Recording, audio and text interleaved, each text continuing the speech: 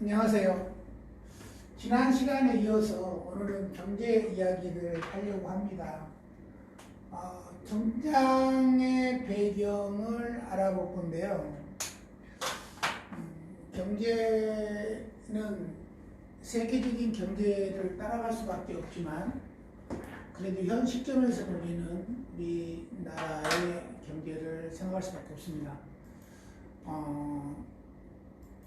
첫 번째는 자금 경제 이야기를 합니다.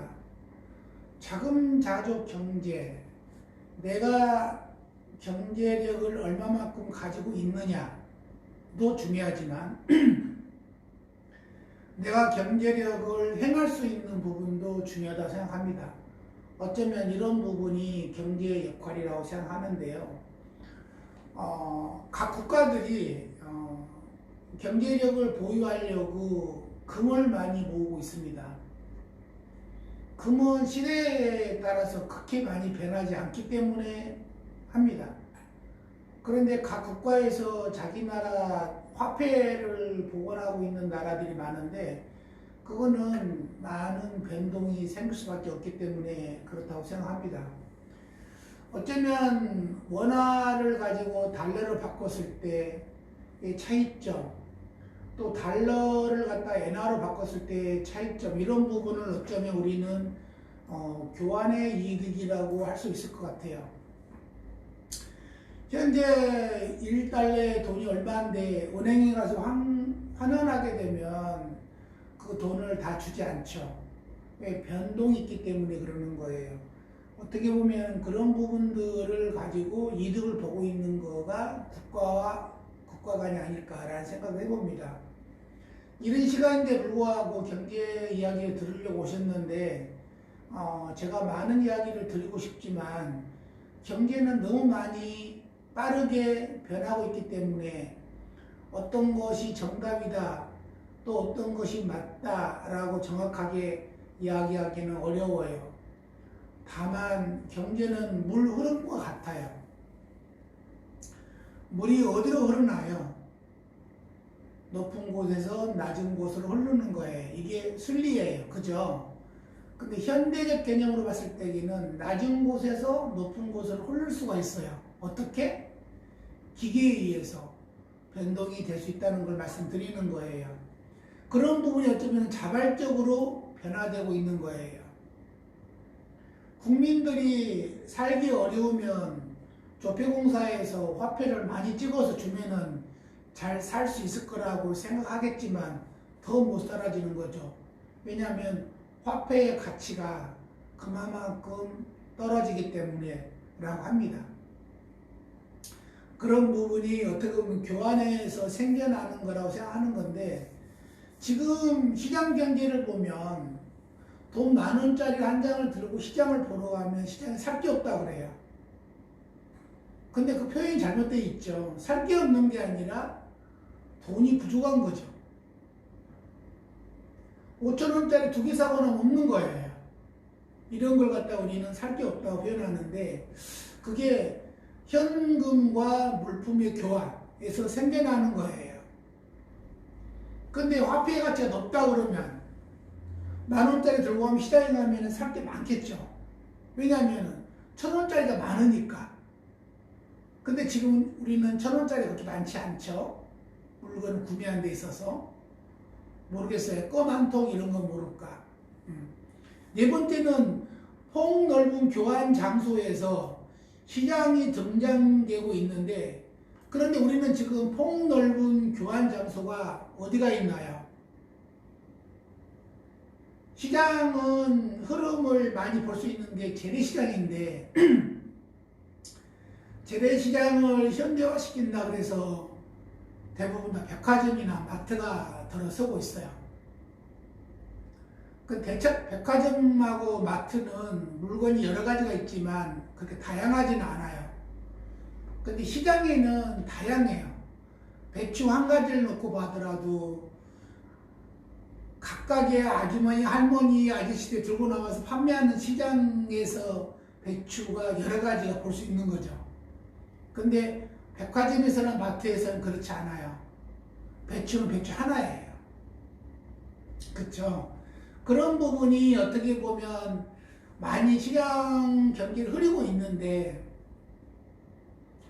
지금 어떤 농경문화에서 산업문화로 들어오고 나서 중요한 게 뭐가 바뀌었느냐 하면 대량 생산인 것 같아요. 농사도 기계화 시켜서 대량 생산하게 되고, 예전에는 농사 짓는 분들이 각각의 개인이 들고 나와서 판매를 했던 거에 비하면 지금은 어떤 그 장사를 하신 분들이 통째 차체를 가져와가 싣고 가서 차려놓고 통째 파는 거. 그러니까 어떤 교환의 중요성보다 교환의 방법이 많이 바뀐 거죠. 그래서 지금은 시장에 가보면 이런 얘기를 많이 합니다. 돈 있는 사람이 돈을 번다고. 그 이야기는 큰 돈을 투자해서 모든 걸 싹쓸이 해가지고, 표현이 그렇지만 싹쓸이 해가지고 그 잔돈을 모아가는 것까지. 심지어는 이런 것 같아요. 우리나라 어시장 가보면 일정한 크기에 있는 물고기만 잡는 기준을 정해져 있는데, 그렇지 않는 나라들을 보면 일단은 물고기를 다 잡는 거예요. 소위 말해서 큰 거든 작은 거든 새끼든 다 잡아가지고 다 판매를 하다 보니까 어시장에 씨가 말라간다 라고 이야기하시는 분도 계세요. 그런 부분 하나하나가 시장의 교환성이 바뀌는 것처럼 백화점이 들어서서 어떤 껌 한 통까지 판매를 하고 있다 보니까 시장에서 판매, 그래서 즉 다시 말하면 재래시장, 골목시장, 조그마한 가게, 구멍가게를 말하는 거죠. 그런 시장이 죽었다는 거죠. 그게 시장의 어떤 등장 배경이 큰 백화점이 들어서고 나서 많이 바뀌고 있지 않나라는 생각을 해봅니다. 물론 현대적 개념으로 놓고 봤을 때는 뭐 청결하고 신속하고 좋아요. 그런데 경제에서는 꼭 어떤 주어져 있는 큰 대목 하나만 있으면 되지 않는다고 생각해요. 이런 거겠죠. 우리는 태평양을 건너가는 데 있어서 아주 큰 배가 중요하죠. 그쵸? 근데 큰 배가 태평양을 건너갈 때는 매우 안전하고 좋아요. 그렇죠? 그런데 언제 안 좋아요? 그 배를 세우고 육지에 올 때면 그 배는 육지에 가까이 올 수가 없다는 거예요. 배가 크기 때문에 큰 것만큼 수중에 잠겨있는 크기가 있을 거잖아요. 그쵸? 그거 같은 거예요. 그러면 그 배를 태평양 가운데에 세워놓고 조그만 배가 가서 그 사람을 데리고 와야 되는 결론이에요. 그게 시장 경제하고 같은 것 같아요. 큰 돈이 있다 그래서 돈을 벌 수가 있겠지만 작은 돈이 없으면 돈을 벌기가 어려운 거라고 생각하는 거예요.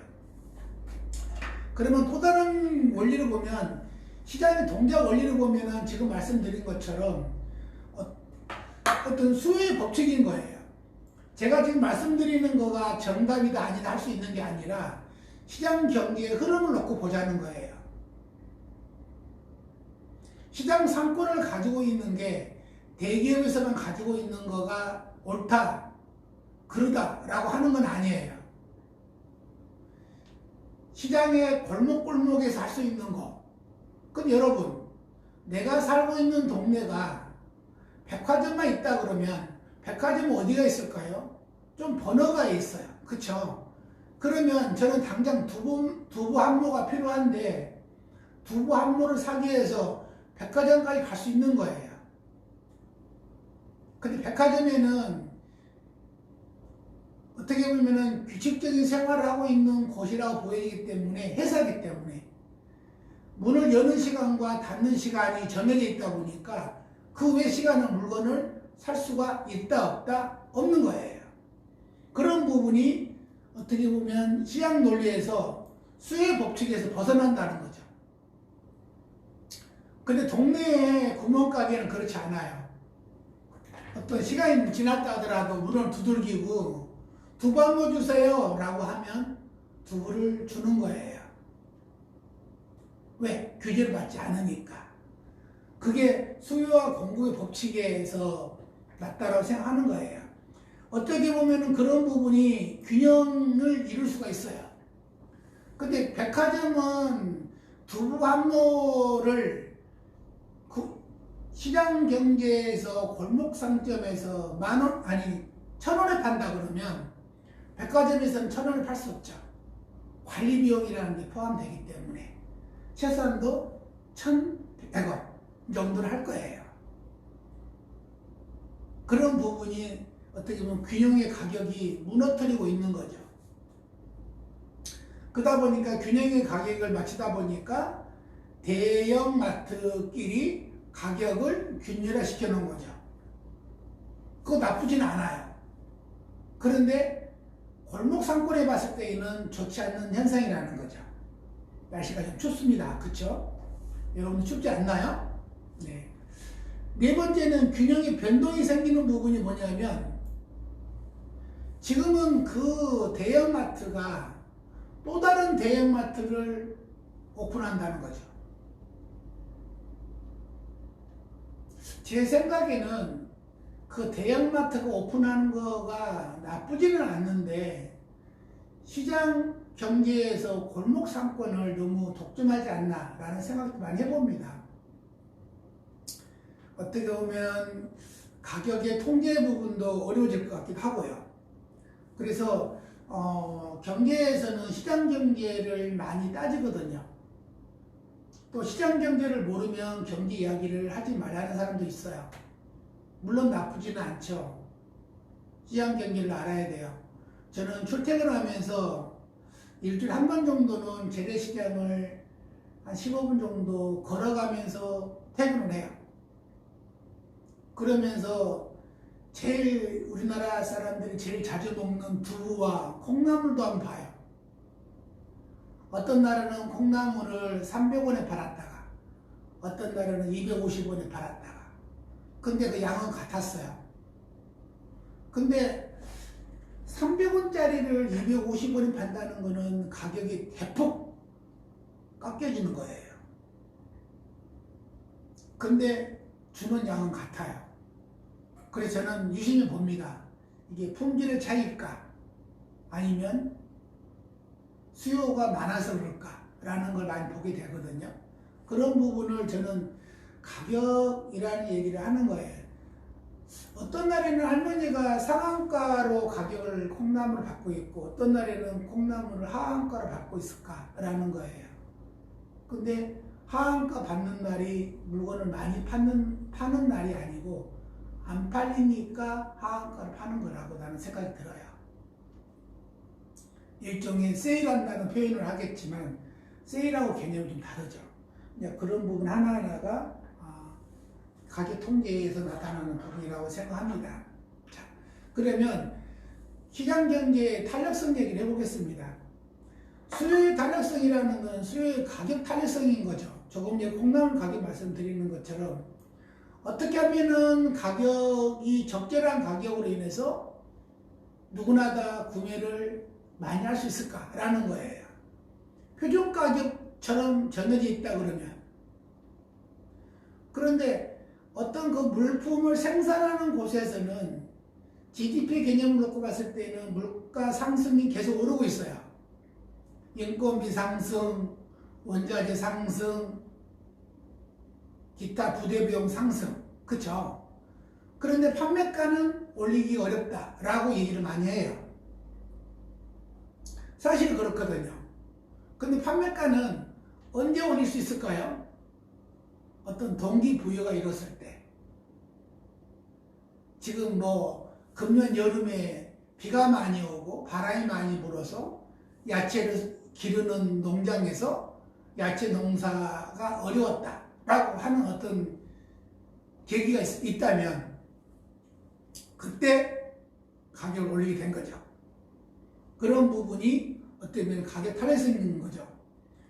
두 번째는 수요의 소득 탄력성. 장사를 하신 분이 돈을 많이 벌고 있다 그러면 가격을 올릴까요, 안 올릴까요? 우리들 개념으로는 돈을 많이 벌었으니까 이제 싸게 팔겠지 라고 할 거예요. 근데 그렇지 않아요. 그분들은 더 많이 팔려고 해요. 저는 경제를 알면서 이런 얘기를 많이 합니다. 9개를 가진 사람은 하나를 채워서 10개를 채우려고 그러고, 10개를 가진 사람은 한 개를 가진 사람은 나머지 한 개마저 버리려고 마음을 먹고 있더라는 거예요. 왜 그럴까요?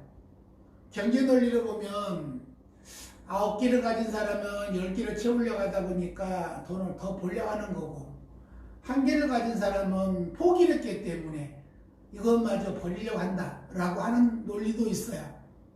물론 그 논리도 그 사람에 따라서 논리가 맞을 수 있다라고 생각이 든 거죠. 근데 우리들은 그렇게 논리를 풀면 안 될 것 같아요. 경제에서는, 특히 미시경제에서는 시장 흐름이 매우 중요하거든요. 그래서 어떤 아주머니는 이렇게 이야기를 합니다. 시장이 문 닫을 시점에 가서 물건을 구매한다고. 그러면 그 물품을 좀 더 많은 양을 가져올 수 있다는 거예요. 근데 양으로서는 많을 수가 있어요. 그런데 여러분 생각해 보십시오. 오늘 어떤 아저씨가 시장에 고구마를 많이 가져와가지고 판매를 하고 있다고 칩시다. 근데 고구마를 사려고 하는 아주머니들이 얼마만큼 많이 선택해가지고 가지고 왔겠어요. 그죠? 그 아주머니 나름대로의 판단력을 가지고 좋은 고구마를 골라갔을 거예요. 그러면 시장이 마지막 단계에서는 선택되지 않은 고구마만 남아있을 거예요. 그쵸? 근데 선택되지 않는 고구마가 꼭 나쁘다고 볼 수는 없어요. 그런데 그 아주머니들이 놓고 봤을 때에는 좋습니다. 좋다고 볼 수 없는 거예요. 그쵸? 왜 아주머니들이 골라가고 고르다가 마지막으로 빼놓은 거잖아요. 근데 시장이 문 닫을 시점에 가 구매할 때에는 그 물품을 구매할 수밖에 없다는 거예요. 그러면 그게 물품이 좀 더 A급과 B급으로 나눈다 그러면 B급이니까 좀 더 많이 가져갈 수 있는 거 아닙니까? 그런데 그 구매하신 분은 그렇게 생각하지 않고 같은 돈에 많이 구매했다라고 만족을 갖는 거예요. 어떻게 보면 그런 부분이 수요의 교차 탄력성이라고 얘기할 수 있는 것 같아요. 그러면 공급의 탄력성은 어떻게 되느냐? 구매자가 많다고 했을 때 공급자가 많이 갖다 주느냐? 그러면 좋겠죠. 그런데 공급자도 장사기 때문에 그거를 가격을 더 올린다는 전제를 하려고 공급을 다 안 해줍니다. 경쟁을 시키는 거죠. 이 매장에서 전체 가져갈 걸 갖다가 쪼개가지고 분산을 해가지고 그 이상의 이득을 보려고 그러는 게 공급의 탄력성인 거죠. 이런 거겠죠. 돈을 10,000원을 가지고 와가지고 시장에 가서 덜컥 10,000원어치 배추를 사오는 것보다 3,000원어치 배추를 사고 3,000원어치는 상추를 사고 3,000원어치는 고추를 사고 그러면 똑같은 10,000원인데 불구하고 물품을 여러 가지 구매할 수 있는 거 장점이 있는 거잖아요. 그런 부분이 어떻게 보면은 시장성, 효율성을 우리는 볼 수 있는 거죠. 소비자가 가지고 있는 잉여와 생산자와 잉여의 차이점인 거죠. 소비자는 같은 돈으로 많이 살려고 하는 거기 때문에 10,000원 가져가도 시장에 살 게 없다 그러고, 생산자는 그 반대인 거예요. 내가 땀 흘리고 노력한 데 비하면 이거는 10,000원이 너무 싼 거야 라고 얘기하는 거예요. 그쵸? 근데 그 아주머니가 또 다른 시장에 가가지고 동태와 명태를 샀을 때는 비싸다 그러는 거예요. 근데 그 생산을 했던, 그러니까 물고기를 잡았던 어부의 말을 들어보면은 이 또한 싸다 그러는 거예요. 이런 부분 하나하나가 생산자와 소비자의 잉여의 차이가 있는 거예요. 두 번째는 순서 해편 이익이 증대는 내가 노력의 대가에 봤을 때에는 배추 한 포기를 10,000원을 받아야 되겠는데 시장에 가니까 3,000원인 거예요. 너무 싼 거예요. 근데 그 이야기는 배추를 생산하는 생산자예요. 근데 배추를 생산하는 생산자가 아까 이야기대로 동태를 한 마리 살려고 그러는데 동태가 너무 비싼 거예요. 근데 동태를 잡아온 어부는 그게 싸다고 얘기하는 거예요. 이런 부분 하나하나가 서로의 차이점인 거예요. 어떻게 보면 그런 부분에 있어서 가격의 상한제하고 자정 손실을 놓고 봤을 때에 우리는 적정한 가격을 정해야 된다고 생각하는데 그 가격을 누가 정합니까? 구매자가 정합니까? 소비자가 정합니까? 현재 시장 흐름은 판매자가 정하도록 되어 있어요. 법이 되어 있는 건 아니에요. 그래서 옛말 이런 말이 있죠. 엿장사 마음이라. 엿장사 마음대로 엿을 많이 줄 수 있고 적게 줄 수 있는 거예요. 그건 자기 마음인 거예요. 번데기를 팔고 있는 번데기 아저씨가 한 컵을 주든 반 컵을 주든 그 번데기 장사의 마음인 거예요. 누가 뭐라 하지 못해요. 그거는.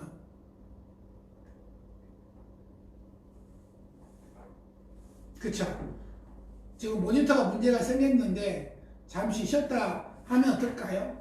그래서 시장 경제 효율성은 소비자와 공급자 간에 이런 부분을 놓고 우리가 잘 선택했으면 좋겠는데요. 잠시 쉬었다 하는 걸로 하겠습니다.